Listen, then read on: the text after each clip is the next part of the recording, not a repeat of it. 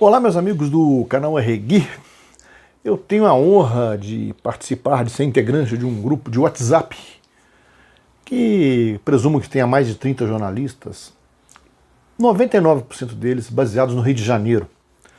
Jornalistas, muitos deles conhecidos de vocês, muitos deles estão no vídeo hoje em dia. Muitos trabalharam comigo no JB, quando eu trabalhei no Rio entre 1985 e 1993. Outros, se não trabalhei, convivi em coberturas de seleção, de clubes, nos estádios, no Maracanã principalmente. Então tenho todos eles na conta de amigos que a profissão me proporcionou. E sinto-me muito honrado em integrar esse grupo, sou muito bem tratado por eles, a gente conversa sobre tudo, todas as abobrinhas possíveis a respeito do futebol. E essa quarentena que todos nós estamos respeitando, todos nós temos consciência, graças a Deus, de que é necessário permanecer em casa, ficar quietinho, obedecer às orientações das organizações de saúde, não caímos em aventuras malucas por aí, de malucos que vão andar de jet ski, vão desafiar a quarentena, atirar pedra no Supremo, essas coisas. Não somos negacionistas, somos pela saúde, pela integridade, defendemos até que o futebol espere a volta o mais possível dentro da normalidade para o futebol retornar ao nosso convívio aí na prática. Enquanto isso, vamos nos divertindo com os jogos do passado, esses jogos vintage, que eu batizei de vintage, que têm passado na televisão, que são úteis para a gente rever momentos do futebol, com olhos mais críticos e menos de envolvimento. E dentro desse panorama de jogos do passado, surgiu uma enquete, me foi pedida a opinião, que está para ser lançada aí, eu não vou entregar o nome dos companheiros, porque, até para preservá-los e preservar a mim também. Vale a pena passar o jogo da semifinal da Copa do Mundo de 2014, de 8 de julho, no Mineirão, entre Brasil e Alemanha, que terminou com um placar de 7-1 para os alemães, ou 1-7 no placar do jogo? Vale a pena? As opiniões, pelo que eu li até agora, a maioria ali, vão no sentido contrário. Que o brasileiro já está meio de baixo astral por causa da pandemia, convém poupá-lo disso. Eu remei contra essa maioria aí. Não apenas eu, outros também me pediram opinião. Eu acho que deve passar sim. A história não deve ser varrida para debaixo do tapete. Já tem muita gente querendo varrer história para baixo do tapete no país. Até a ditadura. Tem gente que nega. Tem gente que prefere. Tem ex-atriz em atividade, que prefere cantar para frente Brasil. Quando se fala de ditadura, não vamos negar uma realidade.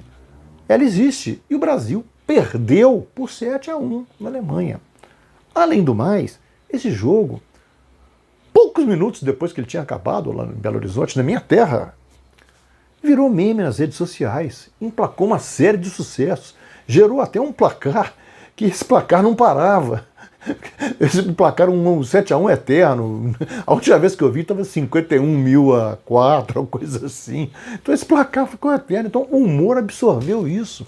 O brasileiro absorveu, levou da melhor maneira possível, compreendeu mais, parece ter compreendido mais do que o 2-1 para o Uruguai na final da Copa de 50, aquela frustração do Maracanaço. O Mineiraço foi muito mais bem absorvido. Então não vejo por que não passar isso. Sobre um contexto histórico, é verdade. Que tal um pré-jogo muito robusto, ouvindo comentaristas gabaritados que tem lá no Sport TV ou na Globo, o Galvão Bueno que narrou o jogo, temos o PVC, que é a nova aquisição dele, o grande Lédio Carmona, um dos melhores comentaristas que eu vejo ali, pessoas de alto gabarito para falar desse jogo com inteira propriedade, tanto que entre os que estiveram no Mineirão, entre os que não tiveram, entre os que se envolvem mais com a seleção, entre os que não se envolvem. Então, certas perguntas, certos debates interessantes. Valia a pena escalar o Bernard no lugar do Neymar?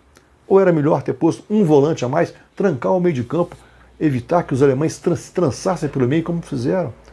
Em vários daqueles gols ali, aqueles 6 minutos horrorosos, piores da história do futebol brasileiro. Então são certas discussões que poderiam ser levadas a cabo ali, com seriedade, evidentemente. Por que o Brasil parou naquilo ali? Houve alguma evolução a partir dali? A gente nota em algum clube, algum movimento, algum campeonato, uma evolução a partir dali?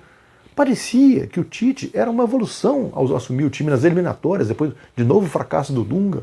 Mas, na Copa do Mundo, o Brasil padeceu do mesmo mal das Copas anteriores, ansiedade, querer decidir de qualquer jeito, o time que era bom até um ano antes, Copa das Confederações, já não era bom no outro, né? Então o time que dava show num ano já não era bom no outro.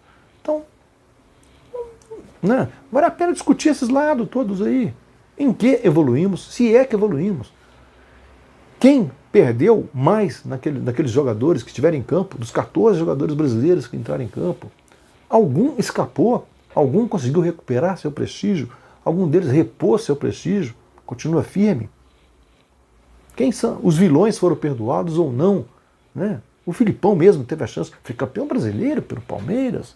Então, quem perdeu mais, quem ganhou mais, são certas discussões que vale a pena discutir como um documento histórico que existiu e não dá para varrer debaixo do tapete. Por isso, eu defendo. A TV devia programar, sim, passar Alemanha 7, Brasil 1. Mesmo porque, lembremos, a Alemanha foi o maior fracasso da Copa de 2018. Ela defendendo o título dela, pela primeira vez que eu me lembre, ela ficou fora na primeira fase. Ela perdeu 2 jogos, perdeu para o México e para a Coreia do Sul. Né? E só ganhou da Suécia com um gol já nos acréscimos. Uma falta do Toni Kroos cobrada em curva, que ali evitou, né, que ele fosse eliminado naquele jogo. Né? Então a Alemanha foi o maior fiasco na Copa de 2018. Podemos até lembrar isso. Né? Até lembrar isso. Então, gente, vamos com calma. O Brasil está triste. Não é por isso que vai entristecer mais ou menos.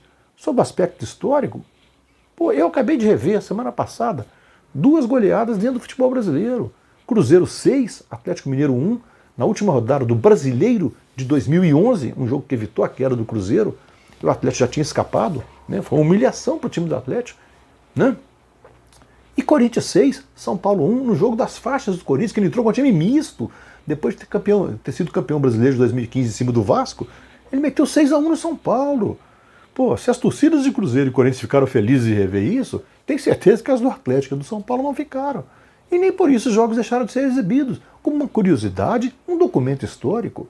Então, que o Brasil, a Alemanha, seja exibido novamente, sim. O meu voto é pela história.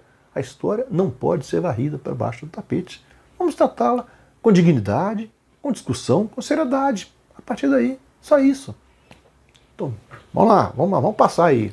Meu voto é a favor. Um abraço, fique com o canal Arregui aí, inscrevam-se.